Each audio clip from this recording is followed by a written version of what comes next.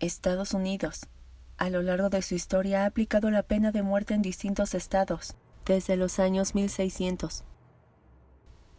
En aquel entonces se aplicó en delitos como robo, adulterio o robo de caballos, y aunque hay ciudadanos que apoyan esta medida como un medio para castigar a aquellos presos que cometieron delitos graves, existen ciudadanos que lo consideran un método inhumano, principalmente por la forma en cómo son ejecutados los condenados a muerte.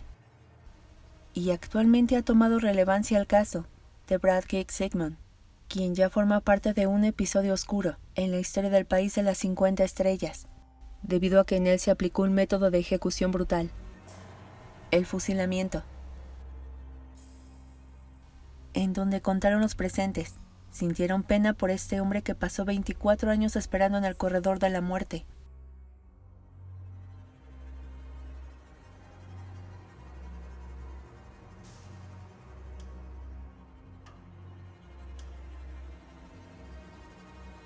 Familia, bienvenidos una vez más al canal. Yo soy Laura y antes de comenzar te quiero pedir que si aún no te has suscrito, por favor no dudes en hacerlo y no te olvides de activar la campana de notificaciones para que te enteres en cuanto suba un video nuevo. Y ya sin más que decir, comenzamos. Pero ¿quién era Brad Sigmund? ¿Y qué delito llevó a cabo para recibir esta condena tan severa? Para esto, vamos a retroceder hasta el 12 de noviembre de 1957, en donde Ronnie y Virginia Wooden recibieron a su primogénito, a quien nombraron Brad. Su madre tenía solo 17 años cuando él nació, y sus 4 hermanos menores estaban a 1 año de diferencia, el uno del otro. De su padre se conoce que formaba parte del ejército, y debido a esto, la familia se mudaba con frecuencia. Sigmund se crió inicialmente en Taylors y en Greer. Luego se trasladaría a otras ciudades y a Filipinas poco después del nacimiento de su hermano menor. Los padres de Brad se divorciaron cuando aún era menor de edad, ya que Ronnie no podía controlar su alcoholismo, y esto ya perjudicaba a la familia, pero en especial a Virginia, a quien frecuentemente Brad ayudaba, y debido a esto, el niño salió lastimado físicamente.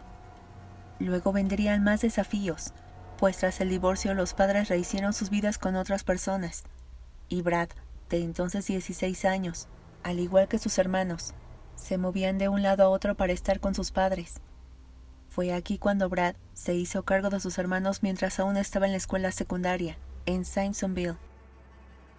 Brad trabajaba para ayudar en los gastos, pero tras cumplir los 18 años, comenzó a delinquir en Greer, y el 29 de mayo de 1976, obtuvo su primer cargo por robo a mano armada. Para 1977, Brad abandonó la escuela secundaria para casarse. Se mudaría con su esposa Manning, y más tarde serían padres de un niño, quien, por cierto, asegura que era un padre que se preocupaba diariamente por la familia. Brad estuvo sumido por algún tiempo en las drogas. Además tenía problemas de salud mental, y a lo largo de la década de 1980, sus antecedentes penales crecieron, principalmente por conducir en estado de ebriedad o bajo los influjos de una sustancia. Su situación perjudicó a su hijo, quien en 1990 resultó herido por una bala en el brazo después de que su padre recibiera varios disparos en el estómago, mientras irrumpía en la casa de su esposa por una disputa doméstica. Tras ser dado de alta de una cirugía como consecuencia de los impactos de bala, Brad regresó al condado de Greenville a finales de la década de 1990. Y ahí comenzaría una relación con Rebecca Barber. La pareja vivía en un remolque junto con los hijos de Rebecca, de una relación anterior. Pero su historia de amor llegaría a su fin 3 años después, y tras su rompimiento, Rebecca volvió con sus padres William David Lark, de 62 años, y Gladys Gwendolyn Lark, de 59, en Taylors, Carolina del Sur. La joven continuó con su vida y poco recordaba de esa relación. Caso contrario ocurrió con Brad, quien se obsesionó progresivamente con ella, y la acechaba constantemente para saber si estaba saliendo con otro hombre. Como Rebecca se negaba a volver con Brad, él se sumió en una profunda ira, que lo llevó a planear junto con su amigo, Eugene Strub, en atacar a los padres de su ex. Así que el 26 de abril de 2001, Mientras bebían alcohol y consumían una sustancia blanca, Brad informó a Eugene que aprovecharía que Rebecca estaría fuera de casa para llevar a sus hijos a la escuela, para entrar al hogar de los Larks, atacar a sus padres y contener a su exnovia. Y Eugene estuvo de acuerdo, pero al final no acudió. Brad entró en la casa de los Larks, caminaba por cada rincón de la vivienda, y al llegar a la cocina, encontró a David, quien al verlo se sorprendió pero no dijo ni una palabra, pues Brad sujetaba un bat de béisbol con fuerza. Gladys Lark estaba en la sala de estar, y aunque ambos intentaron huir, les fue imposible. Brad los golpeó 9 veces, yendo y viniendo entre las 2 habitaciones. Cuando sus cráneos ya estaban destrozados, Brad tomó el arma de David y esperó a que Rebecca regresara a casa. Cuando Rebecca llegó, Brad la obligó a punta de pistola a entrar en un Honda 2001. Esto formaba parte de su plan, pero luego de conducir hasta Carolina del Norte, continuarían por otro sendero hasta llegar a un paraje solitario. Se desconoce qué planeaba hacer con ella, pero para su suerte todo salió mal. Rebecca saltó del auto, y aunque Brad le disparó para evitar que huyera, no pudo detenerla. Los asesinatos se dieron a conocer, y la policía realizó una persecución a nivel nacional para dar con este hombre, que enfrentaría cargos por doble asesinato, secuestro y asalto con intención de matar. Fue muy complicado para la policía, pero su insistencia fue tal que lo capturaron 11 días después, en Gatlinburg, Tennessee.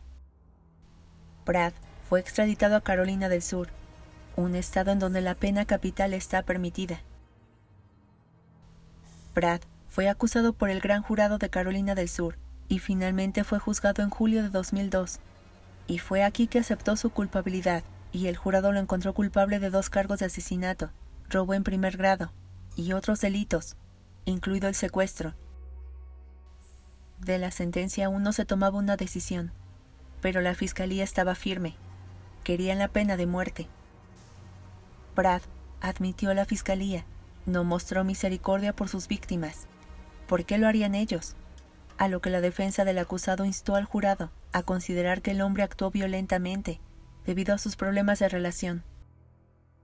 Ellos querían cadena perpetua para su cliente, e incluso agregaron que se portaba bien, pero esto no les resultó, pues basándose en los hechos agravantes, se determinó que tanto Gladys como David vivieron la muerte más horrible.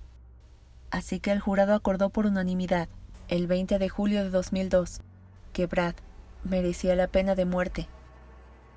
Además de las 2 sentencias de muerte, Brad fue condenado a 30 años de prisión por el cargo de robo, y desde diciembre de 2005 hasta el 7 de marzo de 2025 se recibieron apelaciones como daño cerebral, enfermedad mental y trauma infantil, factores que Brad citó para evitar la pena de muerte, pero una a una fueron denegadas. Inicialmente utilizarían con Brad la inyección letal, el único método legal de ejecución en el estado, y la fecha fijada para su ejecución estaba programada para el 12 de febrero del 2021, pero esta se aplazó debido a la negativa de muchas compañías farmacéuticas que se negaron a vender medicamentos para llevar a cabo la ejecución.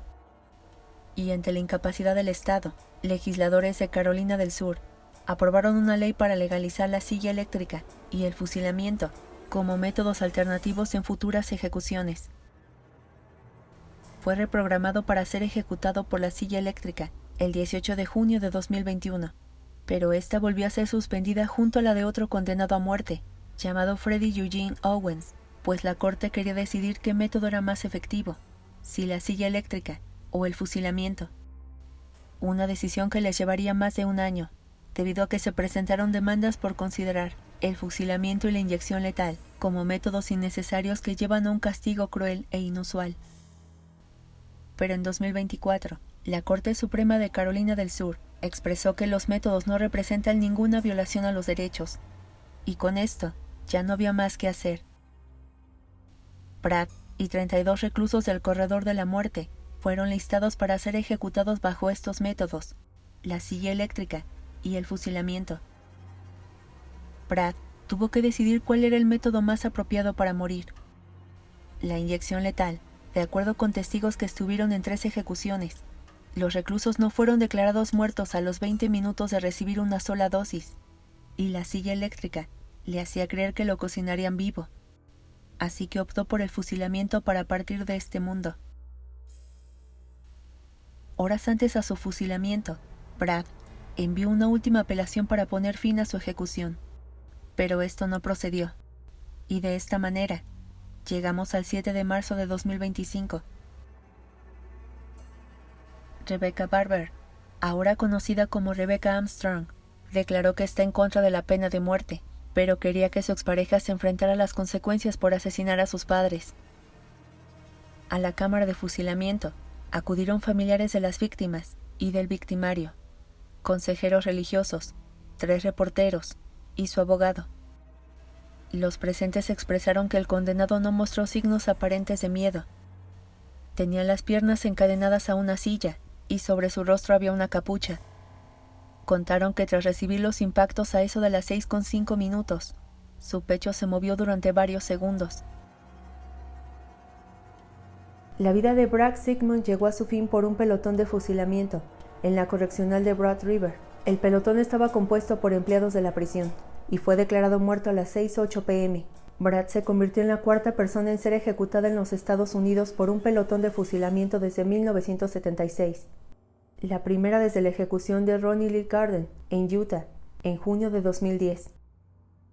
Y antes de partir de este mundo justificó sus acciones y dijo que deberían respetar el Nuevo Testamento, en donde el único que tiene la autoridad de quitar la vida es Dios.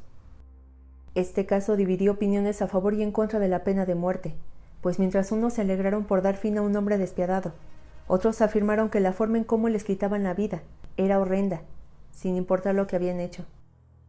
Prácticamente ellos se convertían en sus verdugos, y esto de alguna manera también los hacía asesinos. Familia, muchas gracias por acompañarme hasta el final del video, espero que te haya gustado y si es así, por favor regálame un like y compártelo con tus amigos y conocidos para que nuestra familia se haga de más grande. Y quiero aprovechar para enviarte un fuerte abrazo Belén Betsabé, ya que este video fue gracias a tu sugerencia. Yo soy Laura, y ya sabes que te espero en el siguiente video con una historia nueva, que seguramente será aún más estremecedora. Familia, pásenla bonito en este fin de semana. Les mando un abrazo muy fuerte hasta donde estén. Cuídense mucho y nos vemos en el próximo video.